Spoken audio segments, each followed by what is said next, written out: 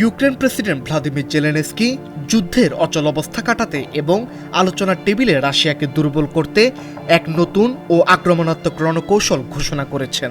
সম্প্রতি সামরিক বাহিনীর কর্মকর্তাদের সাথে এক বৈঠকে তিনি জানান, ইউক্রেনীয় ইউনিটগুলোর মূল লক্ষ্য হবে প্রতি মাসে অন্তত 50,000 রুশ সেনাকে রণক্ষেত্রে নির্মূল করা। জেলেনস্কির মতে এই সংখ্যাটি এমন একটি পর্যায়ে থাকা উচিত যা রাশিয়ার মাসিক নতুন সেনা নিয়োগের সক্ষমতাকে ছাড়িয়ে যাবে, যাতে ক্রেমলিন শেষ পর্যন্ত পিছু হটতে বাধ্য হয়।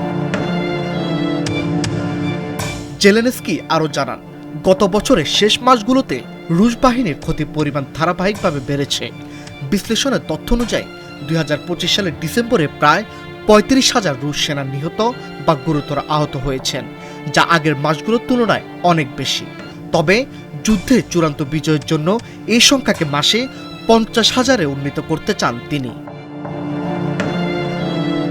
ইউক্রেনীয় বাহিনীর তথ্য মতে 2022 সালে সর্বাত্মক যুদ্ধ শুরুর পর থেকে এ পর্যন্ত রাশিয়া প্রায় 12 লাখ সেনা হতাহত হয়েছেন। যদিও স্বতন্ত্র কোনো আন্তর্জাতিক সংস্থা এই সংখ্যার পূর্ণ সত্যতা নিশ্চিত করতে পারেনি। ইউক্রেনের এই রণকৌশলের মূল চালিকা শক্তি হিসেবে কাজ করছে ড্রোন প্রযুক্তি। জেলেনস্কি জানান, বর্তমানে যুদ্ধক্ষেত্রে লক্ষ্যবস্তুর 80% ড্রোন দিয়ে আঘাত করা হচ্ছে।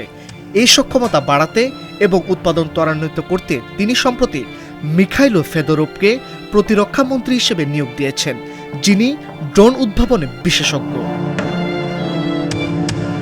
এদিকে ইউক্রেনীয় বেসামরিক এলাকাগুলোতে রাশিয়ার ড্রোন ও ক্ষেপণাস্ত্র হামলা অব্যাহত রয়েছে।